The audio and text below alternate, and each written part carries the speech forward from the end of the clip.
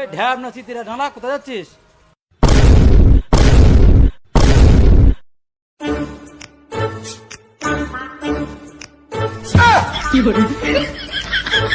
তুই বেশি গাঁড় জ্বলাস না। কি বানা, আমি আবার কি করলাম? ভালো বলছি, তুই বেশি গাঁড় জ্বলাস না।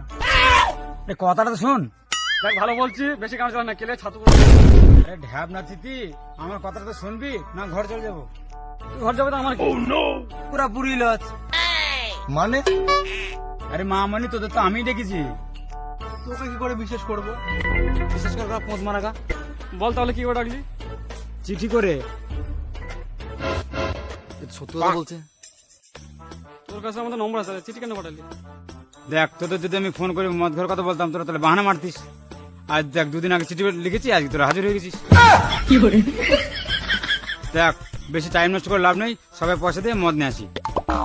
মদ খেতে আর ভাল লাগছে না, বুঝলি? কাল কি খেয়েছিলাম, আজকে খেলে আবার বাবা কেলাবে। তোরা খা, আমি ঘর চললাম। আর তুই দে। ও মা গো, পেটে ব্যথা করছে, তোরা খাবে। তাহলে তুই কিছু দে, আমি কিছু দিই, যদি তোরা মদ খাই কিছু। না রে, আজ আমি মদ খাবো না রে, আমার শালিকে নিয়ে মেলা যেতে হবে।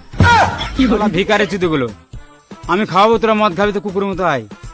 বাবা কেলাই কেলাক, মদ ছাড়া যাবে না। মদ ছাড় যাবে না, মদ খেলি পেটে ব্যথা। শালা, আমার তো বিয়ে হয়নি, শালি বাবু কোথায়?